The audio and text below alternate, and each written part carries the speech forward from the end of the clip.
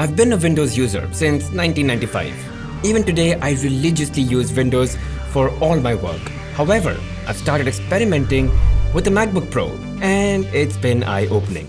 So, I got similarly priced and spec'd out MacBook Pro and a Windows laptop, and I'll evaluate both of them on these criteria. Now, they are a little creator-centric, but I'll touch upon the other things towards the end of the video, so stay tuned. Alright, let's go. First, let's talk about the everyday little things that make the difference. And what's the first thing you do when you sit at your desk for work? You take your laptop, you open it up, and it takes just about a second to turn on. But the MacBook Pro, every single time, wakes up faster. And now, every time I try to wake up a Windows machine, I can see the delay. Now, you might say that this is a very small thing. We'll come to the big things, but ask yourself how often you wake up your computer through the day. And in fact, let me know in the comment section. Now, I'm a creator and I constantly use external drives and SD cards to transfer files onto my laptops. So let's try this. Let's take the external storage and transfer about 4 gigs of 4K video files onto both the machines. And they both took nearly the same time, 4 GB transfer in about 9 to 10 seconds. And now let's use the SD card and shove it in the SD card readers of both the laptops. But here, the transfer speeds on the MacBook were about 30% faster, so that's a big difference. There is one issue with the MacBook though. It cannot write onto external drives that are on the NTFS file system. I mean, there are workarounds, but it's not supported natively. So yeah, just one small quirk that you need to know. Alright, now let's get serious. Let's throw in a 4K Premiere Pro project on both the machines, you know, the big boy stuff. So first, I tried playing a single layer of 4K video and no surprises there. It played flawlessly without any hiccups at full resolution on both the machines. But then I tried the same with 3 layers of 4K videos. And while both machines played at full resolution quite easily, the Windows machine did so with some fan blowing out hot air. Next, I added a third-party graphic template. And the MacBook, although it starts playback like a second later, it does a better, smoother job at that playback. And then I added a third-party transition template, and the MacBook seemed to have slightly more consistent performance. But then when it came to the final 4K video export, the Windows machine did a slightly better job. Not by a huge margin, the Windows machine was only faster by about a minute, but yeah, it did the job first.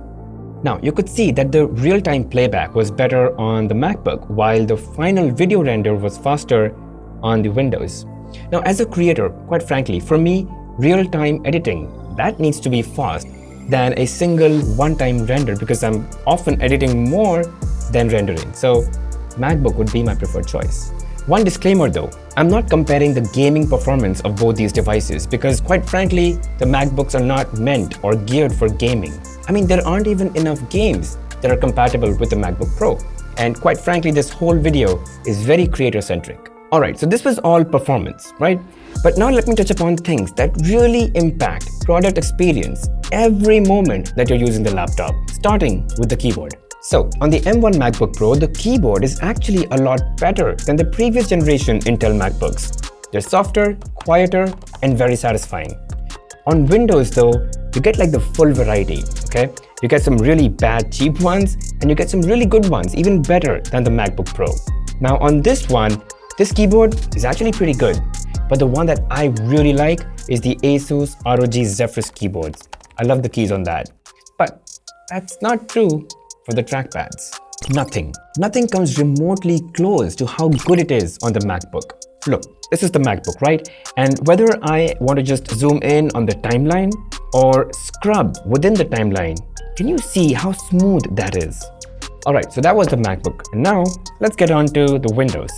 It's a pretty big trackpad, right? But here we go. First of all, I've got to press this button here to like zoom in and out.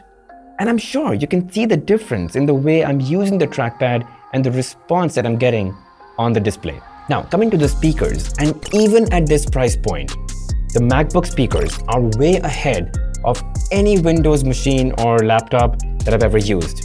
I mean, whether it's for watching movies, listening to music, watching TV shows, or even if I try to edit right out of the speakers on the device, the MacBooks are just way ahead. And with Windows, it's a bit of a gamble.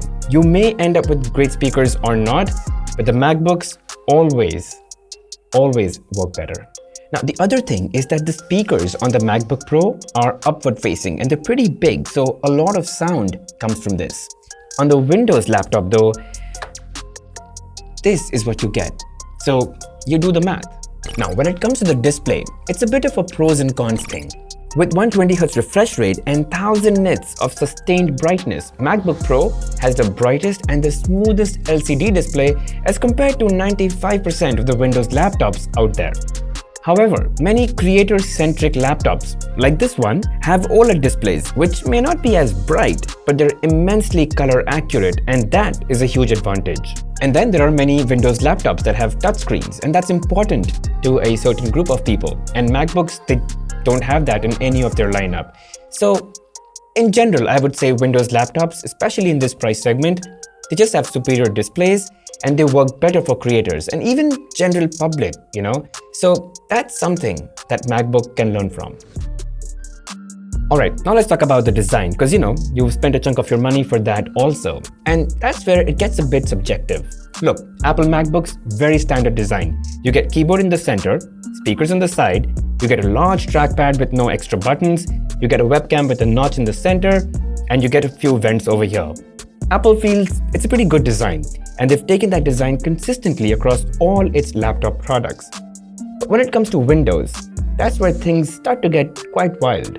I mean, I've seen all kinds of laptops with varying keyboard sizes, keyboards with physical dial, trackpads with virtual dials, trackpad with virtual number pads, dual-screen laptops, immense ventilation capabilities, and even laptops that can hook up to powerful external graphic cards, and of course, 2-in-1 with touchscreens. And therefore, in the Windows world, there's a laptop for everyone. So depending on how you use a laptop, what you need it for, and where all you're going to be using it, you've got choices in Windows. And with MacBooks, don't have much choice, very predictable, very standard. And so, there's really no clear winner over here. It really depends on what you're looking for and which direction you're ready to lean on. But there is one thing that I would like to point out. I've been using the MacBook Pro for about 8 months now. And I've started to edit videos on this machine, and not once have I heard the fans go loud. I mean, Windows machines, even if I'm not rendering, I'm just editing, there's fan noise that I can hear. It doesn't matter which Windows machine it is, whether it's $1,000 or $3,000. They all make fan noise. This machine is quiet. Look guys, I'm still a Windows user on a daily basis. I've only recently started using the MacBook Pro, but I've realized that for my workflow, which is a very creator-specific workflow, the MacBook is just way ahead. I mean, whether it's a $1,000 MacBook versus a $1,000 Windows or a $3,000 MacBook versus a $3,000 Windows, the MacBook just performs better in general for my workflow. Now, despite all of this, the MacBook is not always the right choice. First, let's talk about the ecosystem. Apple tends to work really well with its own devices like the iPhone or the iPad. But Windows, on the other hand, it tends to work with all devices to some extent, and that flexibility can be important to a lot of people. Second, upgradability. Whatever hardware you buy on the MacBook, you're pretty much stuck with it. You cannot upgrade its RAM or storage. But on this machine, you get 32 gigs of RAM and 2 terabytes of storage. I can swap out the 32 gigs for 128 gigs of RAM, and I can swap out the 2 TB to up to 4 TB storage. So that flexibility is there that gives me more life from a laptop. And also, Windows laptops will tend to give you more ports at this price segment than any MacBook Pro. For example, it will offer you Thunderbolt Type-C, USB 3 Type-C, SD card reader, and HDMI, which is also there in the MacBook Pro. But additionally, you can also get the Ethernet port and the regular USB 3 port, which is also very useful in today's day and age. Now, the third thing is the software compatibility. There's just more software out there that's compatible with Windows and made for Windows as compared to macOS. I mean, the macOS software environment is just not as vast. Sure, it's great for creators, but is it also great for other communities or other expert areas? Maybe not. Fourth, and I've already talked about this, Windows comes in various form factors. So depending upon the kind of use, the nature of use, and where you wish to use your laptop, there is a laptop for you in the Windows ecosystem. Apple, very standard, very predictable design, and you're stuck with it. And lastly, price. Look, If you don't need to do a lot on your laptop, then you don't need to spend a lot on your laptop. But if you do want a MacBook, you're going to have to spend $1,000 to just hop onto the cheapest MacBook that's there right now. But when it comes to Windows, you can get a really cheap one for as low as $300 or $400. So I think that is a big consideration.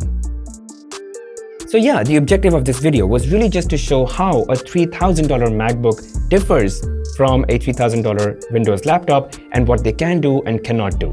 If you're a creator like me, MacBooks are the clear choice. They're just more capable, they perform better, the ecosystem is better.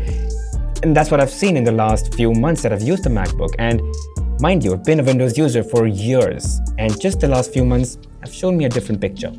Even for everyday, regular office computing, if you've got the money, MacBooks are just going to offer you a better, faster, overall smoother experience than a similarly priced Windows machine. But again, the nuances are going to start occurring when, let's say, you have a specific software requirement that's not available on macOS. What are you going to do? Let's say you want a touchscreen laptop. Windows is a way to go. If you want a laptop that can hook up to an external GPU or it can take pen input, well, that's when your specific nuances are going to be a part of the decision making, and that's when a Windows laptop is going to stand out, it's going to be superior, and the MacBook is not going to be able to cater to those needs of yours. Anyway, that's pretty much it, guys. It's been a very new journey, it's been a very recent realization, and I just wanted to share my experience with you. Now, if you guys have any questions, thoughts, or doubts, or even suggestions for me, feel free to add them in the comment section below, and I would like this to be more of an open discussion. Alright, thanks a lot for watching, guys. I hope you really enjoyed watching the video, and if you did, make sure you hit that like button, subscribe to the channel, and hit that bell notification icon. I'll see you guys in the next one.